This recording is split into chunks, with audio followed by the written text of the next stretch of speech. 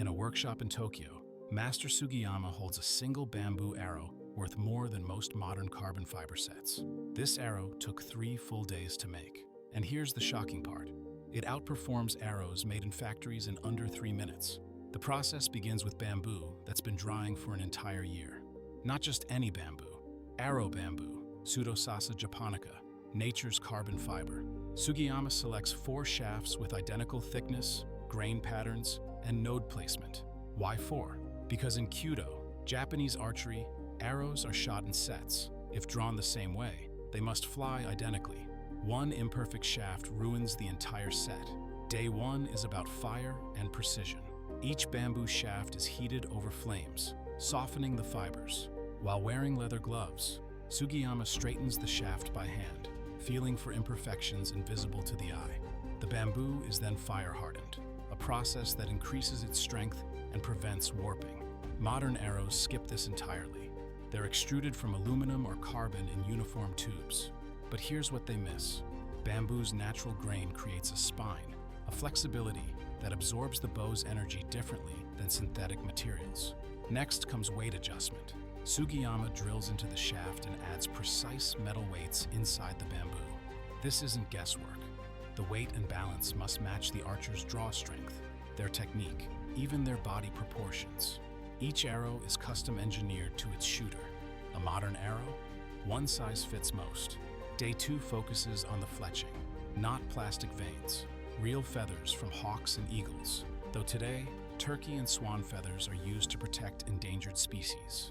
Each feather is hand-cut to exact specifications, then steamed to achieve the perfect curve. Here's where Japanese arrows become truly unique. They're made in pairs called ta. The first arrow, the haya, spins clockwise. The second, the otoya, spins counterclockwise. This is achieved by using feathers from opposite sides of the bird. Why? So the arrows don't land in the exact same spot and damage each other. The feathers are attached with silk thread, wrapped in a spiral pattern, then sealed with natural lacquer.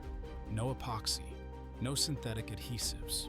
Traditional arrow makers refuse to use them because hard bonds create stress points where the arrow can fail. The silk and lacquer flex with the bamboo, creating a unified structure that breathes.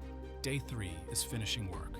The shaft is polished with sand and a grindstone, smoothing every surface to reduce air resistance. A horn knock is hand-fitted to the end, sized precisely to the shaft's diameter. The knock sits above a bamboo node to prevent splitting. More silk thread, more lacquer, reinforcing the stress point where string meets arrow. The final arrow weighs between 20 and 40 grams, depending on its purpose. Lighter for distance, heavier for penetration. But here's what makes these arrows superior: efficiency. Modern recurve bows shooting Japanese bamboo arrows achieve efficiency ratings of 1.6 joules per pound at optimal arrow mass.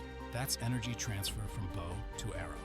Carbon and aluminum arrows, despite their consistency, can't match the harmonic frequency between a bamboo arrow and a bamboo bow. They're made for each other, literally evolved together over centuries.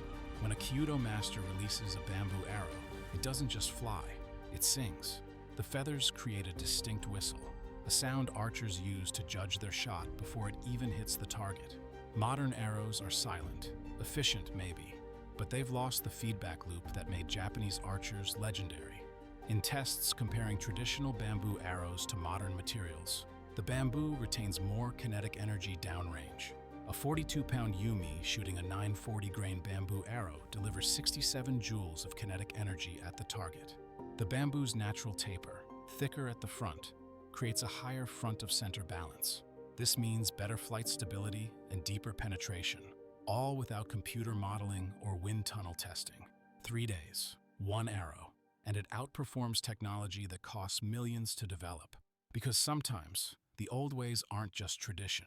They're physics perfected through 10,000 iterations across 1,000 years.